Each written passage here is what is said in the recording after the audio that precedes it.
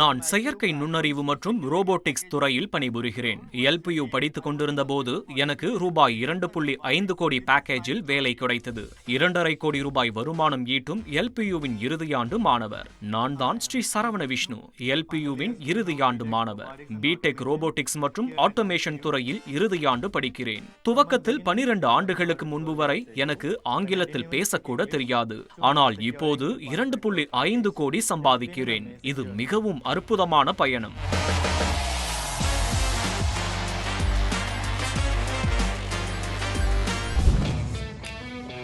நான் எல்பியுவில் சேர்ந்தபோது எனக்கு இங்கு இருக்கும் வாய்ப்புகள் பற்றி எந்த ஒரு விவரமும் தெரியாது.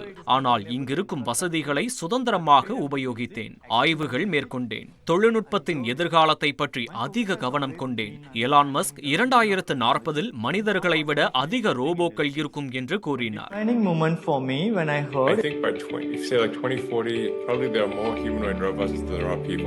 முதலில் அவர் என்ன சொன்னார் என்பதை முழுமையாக நான் புரிந்து கொள்ளவில்லை. ஆனால் அதன் பிறகு அவர் கூறிய கருத்தின் ஆழத்தை புரிந்து கொண்டேன். நான் சரியான பாதையில் இருக்கிறேன் என்பதை உணர்ந்து கொண்டேன். பொறியியலில் எல்லா திறமைகளையும் வளர்த்துக் கொள்ள எல்பியு உதவியது. இங்கு எல்லாம் எளிதல்ல, ஆனாலும் எல்லாம் சாத்தியமே.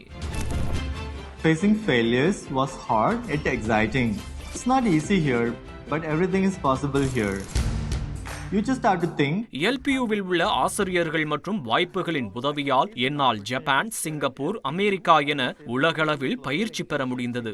எல்பியு வெறும் கல்விக்காக மட்டுமல்ல, மாற்றத்திற்கானது.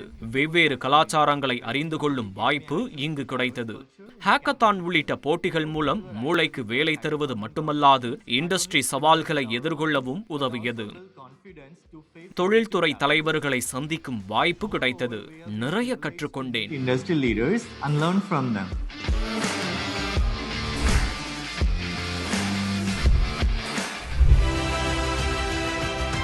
உங்கள் பயணம் இங்கிருந்துதான் துவங்குகிறது.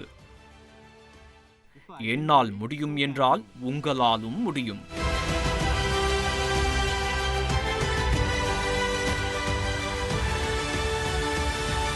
கல்வி புரட்சி லவ்லி ப்ரொஃபஷனல் யூனிவர்சிட்டியில் துவங்குகிறது.